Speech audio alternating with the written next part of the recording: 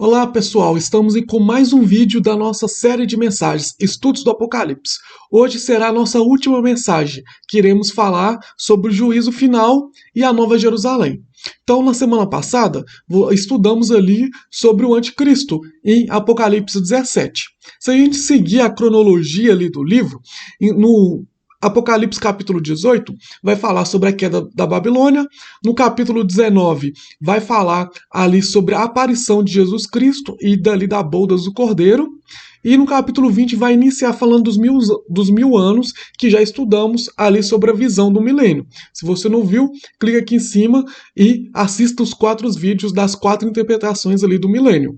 Agora, vamos falar agora sobre o juízo final e a Nova Jerusalém. Vamos lá? A partir ali do capítulo 20 de Apocalipse. Vai dizer assim: Depois vi um grande trono branco e aqueles que nele estavam assentados. A terra e o céu fugiram da sua presença e não se encontrou lugar para eles. Vi também os mortos, grandes e pequenos, em pé diante do trono, e livros foram abertos. Outro livro foi aberto, o livro da vida. Os mortos foram julgados de acordo com o que tinham feito, segundo o que estava registrado nos livros. O mar entregou os mortos que nele havia, e a morte e o Hades entregaram os mortos que neles havia. E cada um foi julgado de acordo com o que tinham feito. Então a morte e o Hades foram lançados no lago de fogo. O lago de fogo é a segunda morte. Aqueles cujos nomes não foram encontrados no livro da vida foram lançados no lago de fogo. Esse texto está lá em Apocalipse 20, do verso 11 ao 15. Então aí a gente já vê aí, caminhando aí para a reta final de Apocalipse, falando aí sobre que Jesus, né, é centrado no trono branco e começa ali o julgamento. Ele abre o livro, né, o livro da vida, e ele vai julgar de acordo com aquilo que as pessoas fez, né? Então a salvação não é por obras, a salvação é pela graça, então é gratuito.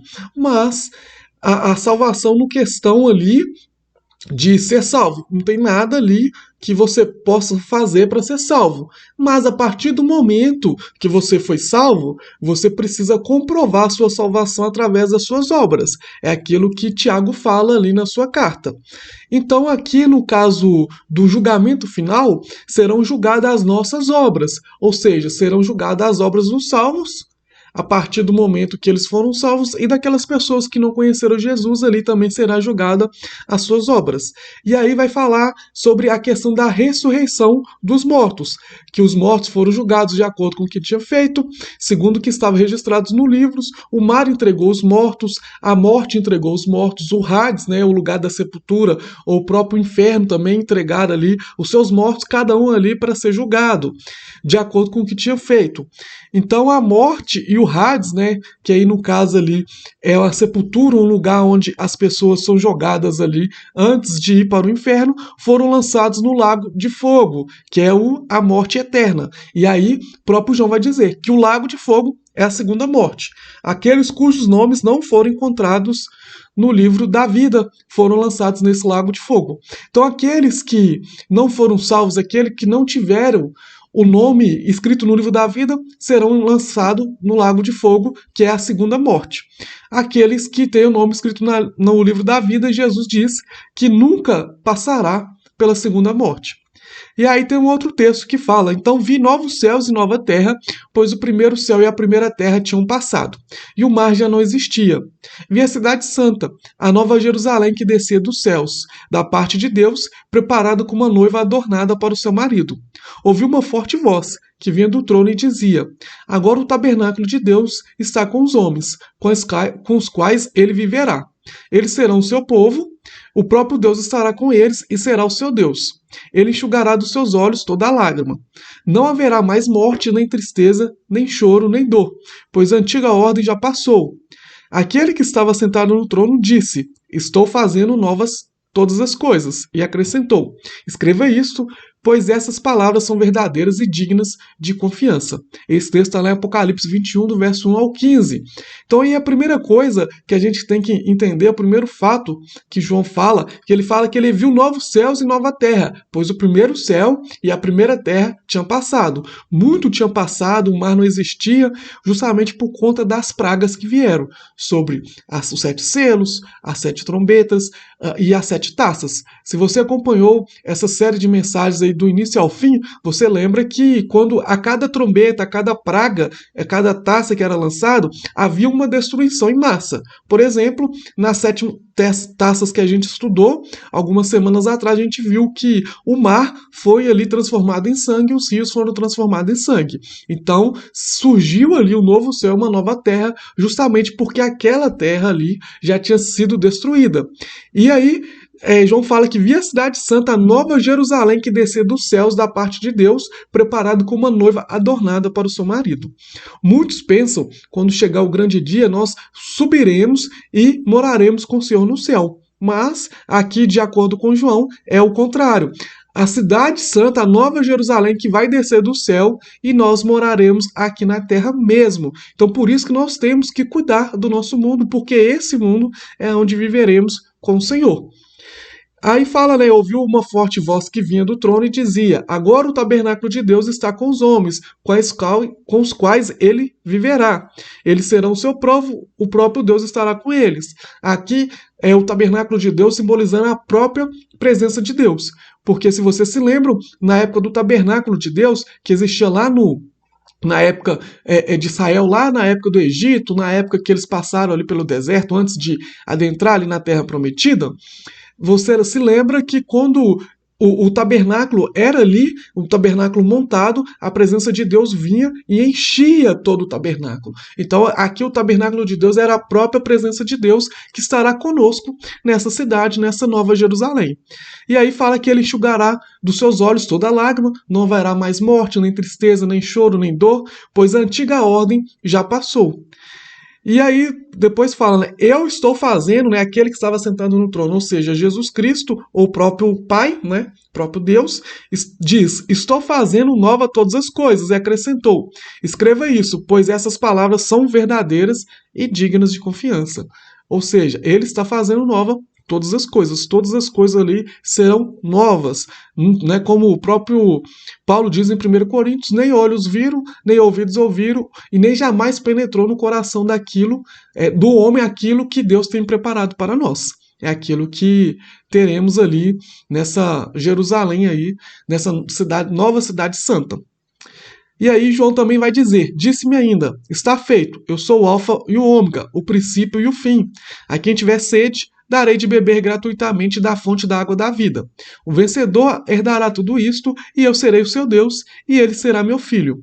Mas os covardes, os incrédulos, os depravados, os assassinos, os que cometem imoralidade sexual, os que praticam feitiçaria, os idólatras e todos os mentirosos, o lugar deles será no lago de fogo que arde com enxofre. Esta é a segunda morte. Esse texto está lá em Apocalipse 21, do verso 6 ao 8. Então aqui, primeiramente, ele já começa dizendo que Jesus diz, eu sou o alfa e o ômega. A alfa é a primeira letra do alfabeto hebraico e o ômega é a última letra. Então quer dizer que ele é o princípio e o fim. Ele é o início e o final de todas as coisas. E aí Jesus está falando que aquilo tudo que eles viram, né, o vencedor, aquele que permanecer fiel ali aos caminhos do Senhor, herdará tudo isto, ele será o seu Deus e ele será ali o seu filho.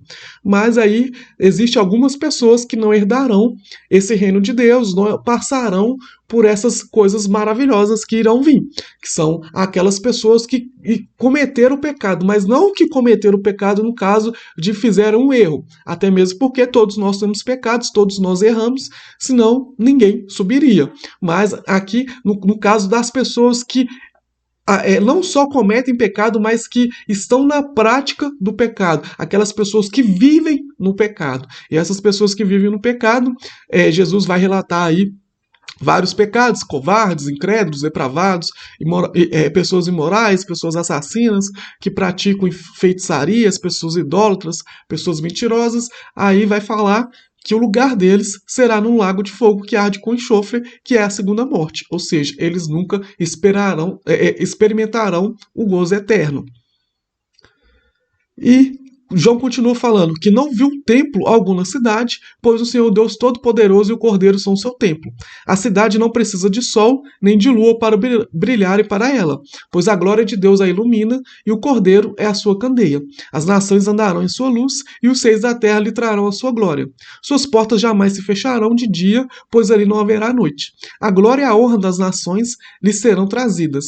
Nele jamais entrará algo impuro, nem ninguém que pratique o que é vergonhoso ou enganoso, mas unicamente aqueles cujos nomes estão escritos no livro da vida do Cordeiro.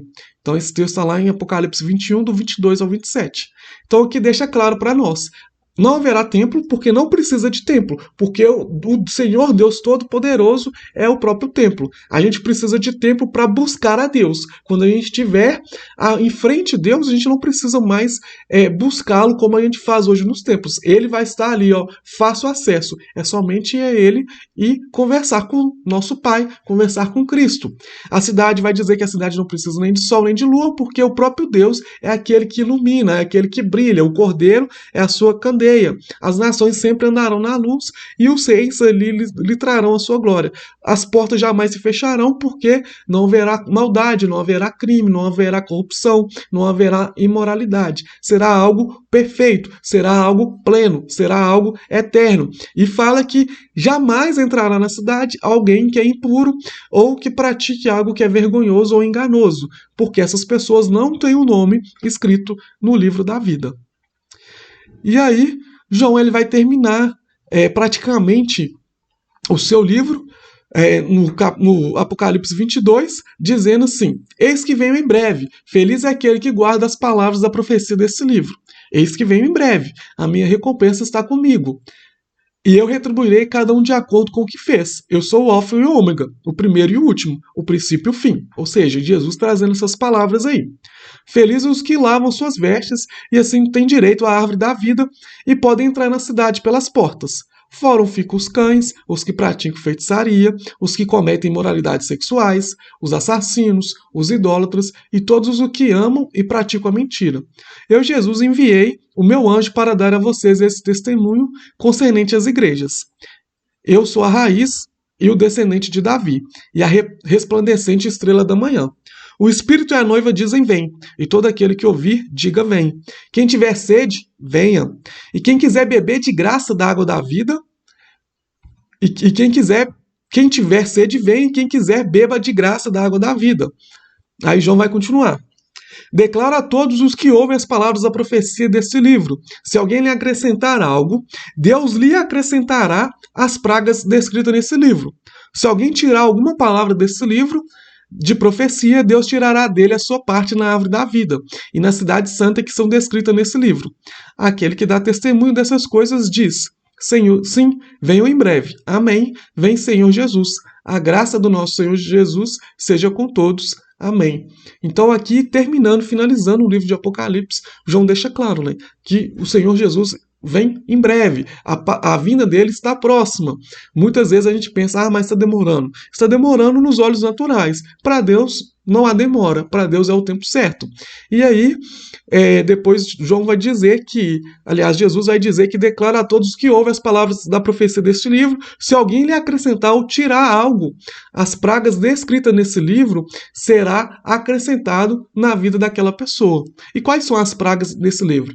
São aquilo que estudamos nos 7 selos, nas 7 trombetas e nas 7 taças. As 7 taças ali de uma forma pior, de um algo ali mais fatalista, ali, mais mortal.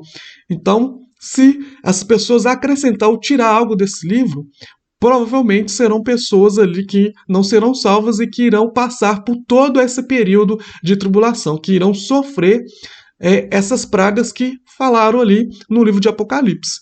E aí, João vai dizer, né? Aquele que dá testemunho dessas coisas diz, né? Sim, venho em breve. Amém. Vem, Senhor Jesus. A graça do nosso Senhor Jesus seja com todos. Amém. Então, finalizando aqui o nosso estudo, de Apocalipse, aí, que durou alguns meses, né? Foram todos aí 24 ou 25 vídeos, né? Então, foram 25 vídeos.